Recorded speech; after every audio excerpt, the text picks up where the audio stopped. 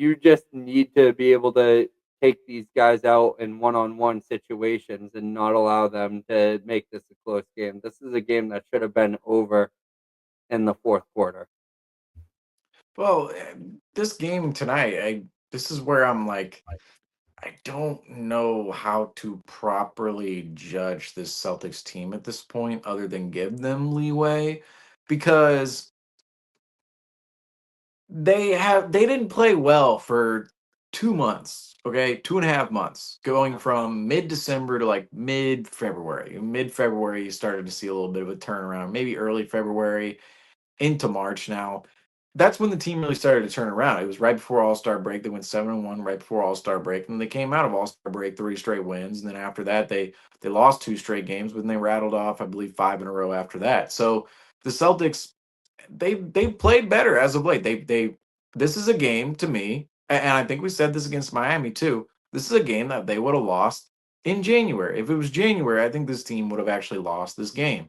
Right now with the Celtics, I think it's a little bit different because I don't think you get a performance out of Drew Holiday in January like you got out of him Yep. tonight. I really don't think specifically from him. Porzingis, is he even back in the lineup if it's January, if he's dealing with this viral illness right now? I don't know. But that's where I look at, okay, I certainly have more confidence in this team right now because of the data they've just put up in front of us, whether it was before All Star break, coming out of All Star break. I feel more confident in the Celtics team.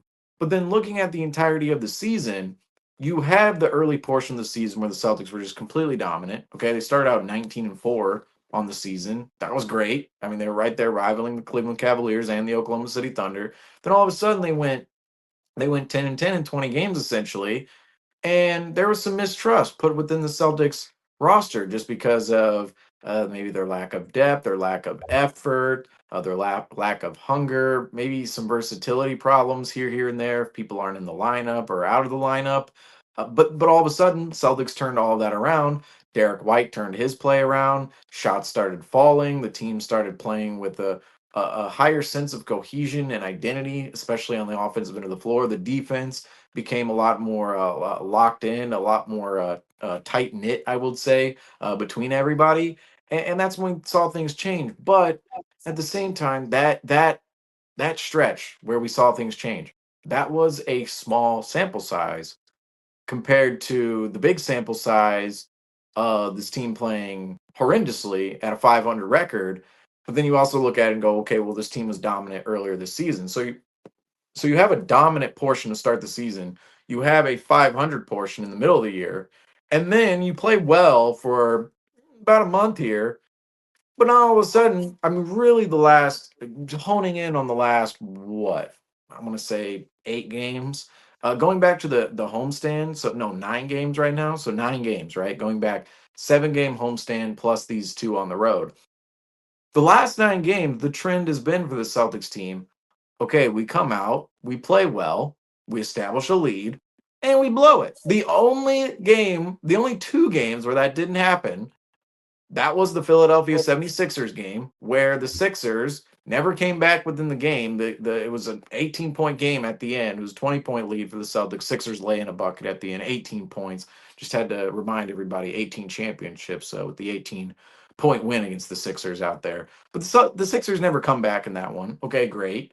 And then the Thunder game, where the Celtics never really had a lead in that game at any point in time. They were the ones playing from behind for most of the game. Outside of that, in every single game, the trend has looked the same. The trend has looked like this. The lead tracker tonight, we saw it earlier in the evening, but 21-point lead for the Boston Celtics late in the second quarter, goes down under 15 before halftime. And then all of a sudden, by the time the fourth quarter rolls around, 19 points shaved off of that 21-point lead. So I look at that and go, okay, the Celtics, the one thing that gives me optimism, again, is the fact they've been playing well lately. And secondly, they've been winning these games. They won this game against the Nets tonight. They won the game the other night, or rather last night, against the Miami Heat. They won 5 games on that 7 game homestand. I mean, they're 7-2 in their last 9 games. They're winning these games. That's the bottom line. But at the same time, I'm looking at the way in which they're winning these games, going, okay, there's a trend I don't exactly like here. There's a trend that this team, I love that you said it. How number one, they're just trying to get through these games now. That's part of the expectation, which makes this such a hard evaluation. But secondly, within them trying to get through these games, they're forming what looks like bad habits. It looks like they're forming bad habits. And I can't tell whether or not I should lean more on the fact that they had a dominant start of the season. They had a lull in the middle of the season that was actually expected at the beginning of the year. If you hear all the talk, everybody at the beginning of the year knew that this team probably wouldn't be as dominant, and they weren't. They had to be at some point where they weren't. There had to be at some point in the season where they weren't as dominant, and people were going to freak out. That was just always going to happen with the Right. Celtics team.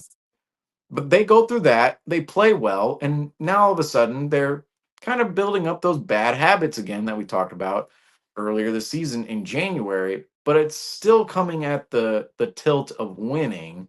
So and the expectations of it. It's like, okay, we know they're going to play a little bit down to their competition in a game against the Heat on the road, in a game against the Nets Right. on the road, after a huge homestand, after a huge game against Oklahoma City. So where in there, like where do we exactly lean on this team right now where we go, okay, are we sold on them being that team that they were last year, and that the switch is just going to flip? Because in all these games we've seen the switch flip, whether it's been flip on or flip off. The switch is Yep. flipping. I mean, It's we either see way. that. Are they going to actually flip the switch and keep it on the entire playoff run, or is that switch actually going to become a detriment to themselves, where maybe at some point in time they can't flip the switch in the playoffs, or they simply just leave it off? Because we're starting to see it on a gamely basis, but we saw it on a monthly basis just a couple of months ago, or a daily basis. And now I'm not sure where I'm leaning on the confidence of this team. I have more confidence than I had in January and the beginning of February, no doubt. But say over the last couple of weeks, I'm going, okay, beat the Cavs at Cleveland, beat the Knicks at New York. After that stretch going into All-Star break, we're thinking this team is going to go on another dominant tilt. They are back. They're competitive. They're going to win the title. They're going to go back to back. They're the favorite in the East, blah, blah, blah. Excuse me, folks. Excuse me. Holding in that cough for literally last like 2 sentences. I don't know how I got them out. But we thought after the All-Star break, okay, maybe this team is just they're still the favorites. They are still the favorites. But now I look at them and go, are they actually going to be challenged by the Cavs? Is it was the 2 months, or I shouldn't even say 2 months. It was 2 weeks. I mean, it's two. Let's get two out of the conversation. It was 3 to 4 weeks of good play, and Yep. we're still winning games. But we're kind of doing it in the midst of forming a couple of bad habits that we don't like to see, trends that we don't love to see. So where exactly do you stand on the evaluation of that when it comes to the Boston Celtics? Are we at a time period where they're doing thing is there are there things they're doing, are there things that the Celtics are doing right now that are actually concerning, or is it actually to be expected what they're doing right now, and should we take more stock into the trend and the 500 ball we saw this season, or rather the dominant tilt and some of the winning they've actually done as of late? You know, this whole entire season is almost symbolic of a post game show or one of these games. You look at it in a quarterly basis.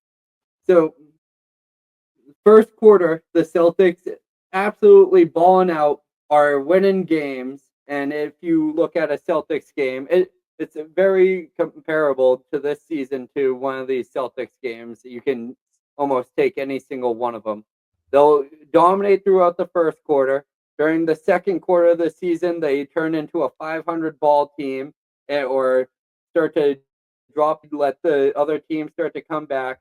Third quarter, they it seems like they made their adjustments after All-Star break. It seems like everything's starting to get back rolling. Everything's starting to look good. And then that fourth quarter comes back. And by the time the fourth quarter comes around, now you start to see those teams start to make those comebacks, start to make it a little bit closer, start to put a little bit of heat on the Celtics. And I think that's like the perfect comparison for this season is like you look at this team throughout the season, you can look at it in a smaller portion in a game where you can see like it's a much more spanned out duration of time, but you can see like this team will have these it's a game of runs with the Boston Celtics right now, and they're good enough that their worst ball is better than the Brooklyn Nets best ball, and Yeah, that's a good way of putting it. that's that's what was almost a perfect example of tonight. Brooklyn was putting on a great game tonight. They wanted to come out with a win. They wanted to at least squeak out one of these wins against Boston as they play them back to back. And it just seems like a lot of coasting for this team. And I think that we can feel confident in this team because we know what they're capable of, what their performances are like. And but this is just like it's a weird stretch for this team because you know that they're capable of so much more, but this is it's when you know that they're capable of so much more. Do you want to expect that out of them? Do you? I feel like the pressure should be on them to. I've been saying this throughout this season to win back-to-back championships for the Boston Celtics this year. They have to be better than the team that they had on the court last year. They need to be able to improve. They need to see that consistent growth in this team, being able to feel comfortable and being able to eke out wins like they did tonight. So um, it's still unwavering, and like everyone's been saying, it's hard to put a lot of stock into these games, especially as we narrow down the season. There's maybe 3 or 4 more games on the schedule that might have a little highlight mark next to it, but nothing more than that. And those are just real, just kind of playoff previews, if you will.